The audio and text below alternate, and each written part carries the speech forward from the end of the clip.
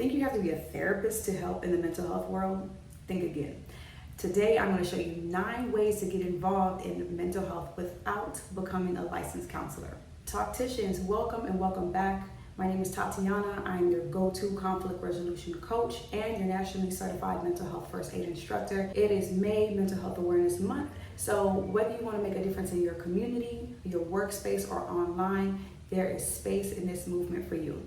So let's dive right in. It's important for us to take stock. How are you already helping? So before I became a mental health first aid instructor specifically, I was kind, I was an encourager. It came very natural to me to always show people how worthy they are and to always remind them to take great care of themselves. So naturally, I became an instructor. So for you, it may be all of that. It could also be that you are an amazing listener, or that you're the friend that always makes a wellness basket when another friend is having a hard time, or maybe you're a natural advocate. You're always sharing different resources with family and friends. So think about what it is that you already naturally do, and think about if you want to lean into that some more, or if you want to kind of serve in another capacity. So first thing on the list is to become a nationally certified mental health first aid instructor. Basically, in this role, you'll be teaching other people how to recognize the signs and symptoms of someone that's having a mental health challenge or a mental health crisis. This course gives people a concrete action plan. What do we do? What do we say? What should we not do? How do we get that person to the appropriate help? I love it because if you choose to, you can do this as an entrepreneur and kind of run this like consulting or community education. You can also choose to look for a local organization that may be hiring for mental health first aiders. Most likely, they will pay for the certification and give you a salary. So that piece is pretty nice. But basically, the process is to go through a 3-day virtual training. Once you get trained, you can choose to teach classes either in person, virtually, or both.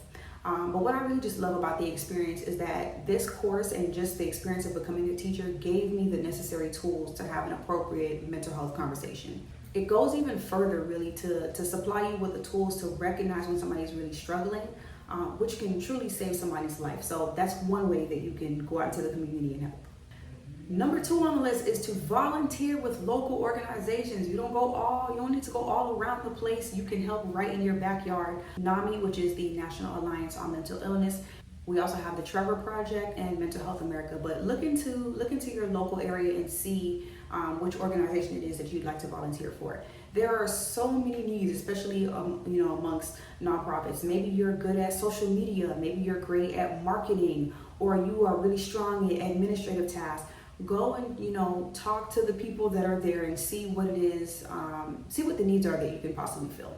Number 3 on my list, put your money where your mouth is, okay? You can also choose to donate to local organizations. Maybe you don't necessarily have the time, but you have the resources to give. There are so many organizations that would benefit from being able to have some funding, especially in these very challenging times. And you can choose who you donate to, but one area that you can look at is donating to maybe an organization that offers low or free cost counseling to underserved groups. Maybe you don't have millions to gift a nonprofit, but that is okay because even small donations can help to fund life-saving mental health resources. Number 4 on the list, get active, get active, get active. Participate in local events. Sometimes communities will have health fairs where maybe they need you to table, they need you to volunteer, help with setup and breakdown or advocacy.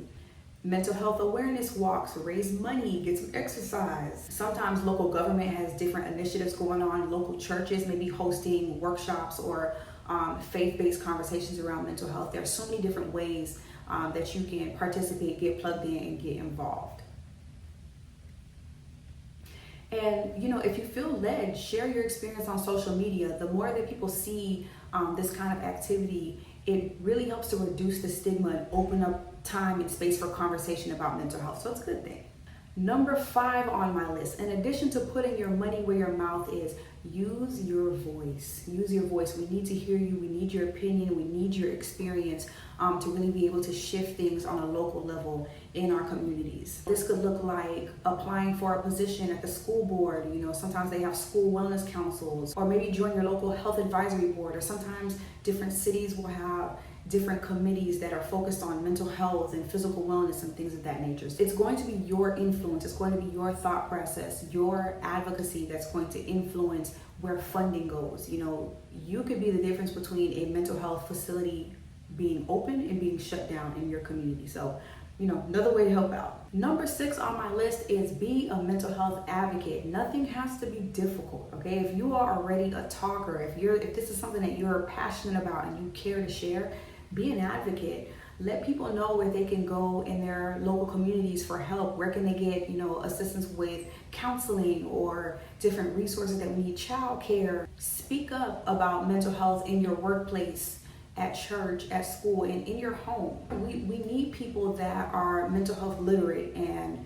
really do the work to challenge the stigma that still remains about mental health. So, another way to help. Number 7 on my list, join or start a support group. There are groups that are focused on depression, anxiety. They even have specialized groups for people that are caregivers to family members. Then we have different groups that are like identity based. You might have a men's mental wellness group, or a BIPOC group, or LGBTQ plus group. Get in where you fit in. Wherever you feel like you want to be, you want to share the wealth, that's where you go. And for whatever reason, if you stay in a town or a community that doesn't have that, hey, maybe you are the person to start that. It doesn't have to be anything big. It typically doesn't start that way anyway. But, grab a few friends, grab some people that you can trust that have the same level of passion and dedication, and start, meeting monthly. And number 8 on my list, if it feels healthy, if it feels healing for you, share your story. Remember, a big part of what we're all doing here is we want to make sure that we are reducing the stigma, and that's going to come with sharing your experience and normalizing conversations around mental health. But only do this if it feels good for you. You can share your mental health journey by talking about it with maybe a friend, or posting about your journey on social media, or you can speak at a community event. It's so important to be vulnerable because it opens the door to connection and just makes people feel more open and willing to share. And we need that because a lot of the stress with mental health issues and challenges is that people feel alone. And we all know we are not going through this stuff by ourselves. 9, for my tech-focused people, and even whether you're tech-focused or not, these are great resources. But we have things like Calm and Headspace, which basically offer meditations that you can use in your mental health journey. They're subscription-based. You also have other resources that are completely free. You have YouTube, you can get on guided meditations and yoga and different things like that. We also have something called Woebot. That feels like a mouthful. Woebot. So that is an AI chatbot to help you help give you some support on your mental health journey. I am so happy that people are more comfortable with mental health conversations and people are going to seek therapy now. That is excellent. But that is taking a little bit of a toll on the mental health industry. That means that wait times to actually see a therapist are longer. The average is about 2 to 3 months. If you don't have 2 to 3 months and you need to talk to somebody right away, or you need to talk to something right away, this is a great resource to use. And don't act like y'all not already doing that, because I know I be using ChatGPT for therapy, okay? Don't act like that. We've heard of telehealth therapy apps. One of the more popular ones are BetterHelp. And then just small little adjustments that you can do throughout the day to help with your mental health. Sometimes people put like screen time limiters on their phone so that you can kind of track, or at least be a little bit more disciplined about how much time you're spending on the phone. I know for me, a personal rule that I have is when I pick up my kids, the phone is off. When I pick them up from school, the phone is off. So I'm not listening to a podcast. My attention is not split between, somebody on YouTube. I do that. And then it helps us to build connection. It also helps me to be more aware as a parent. So I have given you 9 different ways that you can get involved and lessen the blow of the mental health crisis that we have in our communities. If nothing on my list resonated with you, that is okay. That means that this is a good opportunity now to get creative with what we are doing. I encourage you to fill the gap. Maybe you work at an elementary school and you know a group of seniors that could be a great pair for the kids that are at your school. Start a mentorship program. I mean, who doesn't need the care and the love of grandma? You know what I'm saying? So that's an idea right there. think about what it is that you're good at. Think about how you want to serve and use this month as a way to get started. We need you. From volunteering to advocacy, your voice matters, okay? So you guys, I'm so excited to see what you all come up with. Let me know in the comments, how do you plan to support the mental health community this month in May? All right, Talkticians, until next time.